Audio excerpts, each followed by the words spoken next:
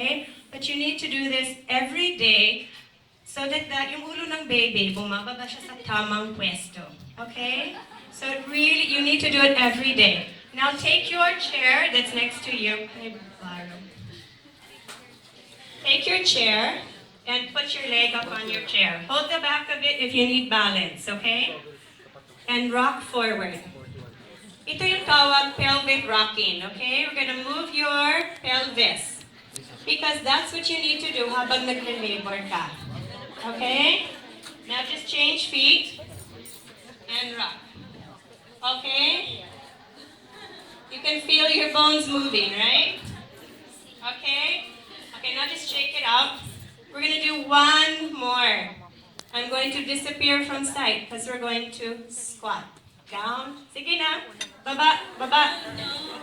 You can hold on to a chair, yung upuan, kung kailangan mo may support. Go down. I can still see your ulo. Baba, baba. Okay?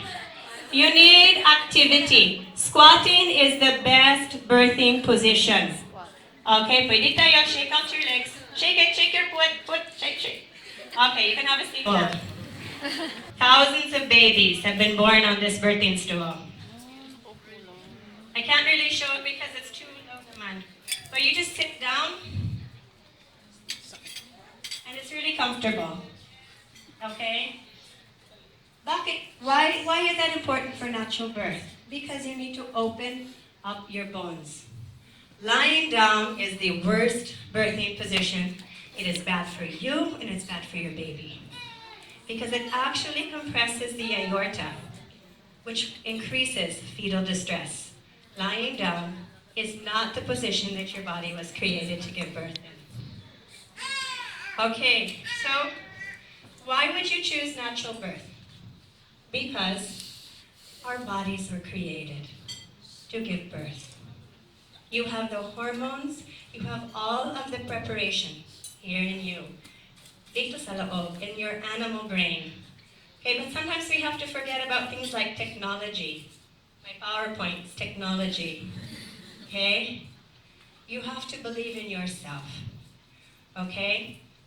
You have to work together with your partner. That is natural birth. And you can do it. But you have to believe in yourself. We say that kaya ko, spirit, kaya ko. Can we say it together? Kaya ko. Kaya ko. Kaya ko. That's what you have to tell yourself every day. When you're afraid, if you're afraid of pain, you know what? Pain is okay. It is our friend. If you cut yourself, you want to know that you cut yourself, right? Paano nalalaman that meron kang sugat?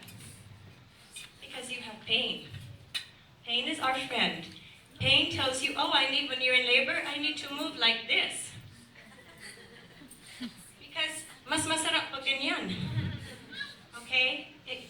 It is our friend. It talks to us. There is no need to be afraid. You can do it. I'm going to invite Irina to come up and share her own birthing experience with you.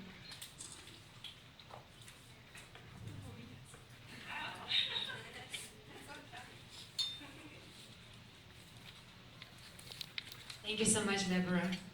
A round of applause to Deborah. Thank you.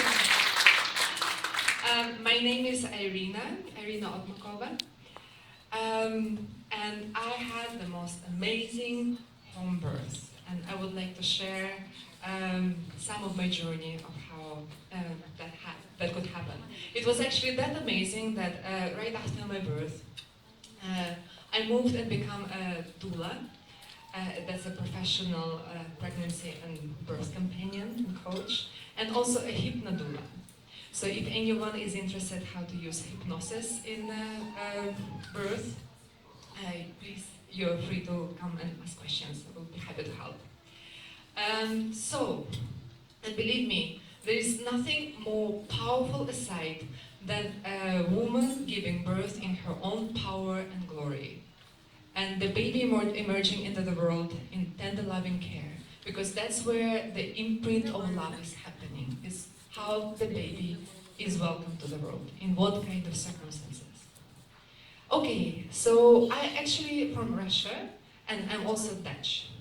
So I grew up in Russia with a pretty standard concept of what birth is. It's a painful and agonizing thing in your life that you have to go through once or twice or 5 times. But it's something to go through and get done with, right? So, but that changed when I immigrated to the Netherlands, only to discover that women give birth at home. And that's Netherlands. At home? Are you crazy? I was saying. Crazy about what? But aren't you supposed to be like rescued? Rescued from what? Like from your own body? Well, of course, that didn't make any sense. But it was like the first exposure of a different approach to childbirth. And then you would hear the baby announcements that baby Case or baby Marilyn were born home after nice, peaceful, uneventful labor. Or something like that. Baby Case, well, unfortunately, born in the mother has to be to give birth in the hospital, but the next day the baby and the mother were home. So home birth is the norm. While hospital, like going for a normal physiological process to hospital is not. And that really started to change my own perspective. But it was still quite a long time before it was time for me to conceive and think about having a child. And still, I will have a perception, no, still, the birth is something painful and agonizing to go through. But that changed when I was exposed to an amazing video of women giving birth in a company of dolphins. Like who? Dolphins.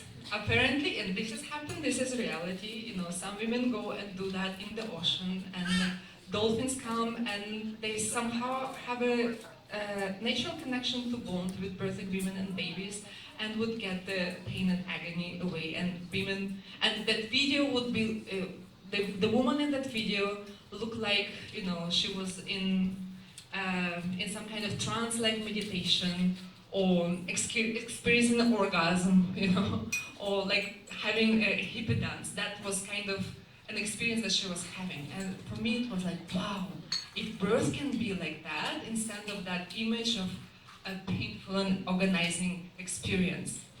So I was so blown away by that idea that yes, we jumped on a bandwagon, we discovered a dolphin sanctuary here in Mindanao with my Filipino partner, and we went there and we swam with the dolphins, and that's where my baby girl was conceived. And pretty much every month during my pregnancy, we would still go there and swim with the dolphins and let them communicate with the baby in utero. So it was a very dolphin baby, and her name is Delfina. And I was seriously exploring options of, you know, giving birth there. But fortunately, logistically, it was quite challenging. And I came to realize that I started, instead of doctors, I started seeing dolphins as somebody to rescue me. But by that moment, I was already, I did enough of research and reading and exposure to an alternative view of birth. Actually, the normal view of birth as a normal physiological, spiritual, and emotional process that a woman is capable of, that she has a God-given talent to go through and to be glorious, and this is really a moment to shine. Okay, have a look at my notes. So yes, and what is a natural birth? What makes a natural birth? Is having a pain reliever that knocks out the half of your body and synthetic oxytocin administered to stimulate the contractions still qualifies natural birth? Or an unnecessary episiotomy, often unnecessary episiotomy to help widen the opening? Is that a natural birth? I think this is somewhere, it's a point where we really have to change the perception of what natural birth is. Natural birth is unmedicated birth. Natural birth is where woman is in a position to to develop the full cocktail of hormones that is happening in her body. And I would like to talk a little bit more about that. But okay, let's imagine, have you ever seen a cat giving birth to her kittens? Or a dog to her puppies? What is the basic need of the animal to be successful in the birth? Dark, remote corner, isolated, and to be left alone, right? Try to come to the dog and start measuring the blood pressure, doing the internal checkups, or to administer some synthetic pitocin. Well, you will be lucky if you end up with a couple of scratches. But what will happen? The animal will simply stop the labor process and will wait till you are out of the picture, and she will be comfortable to continue.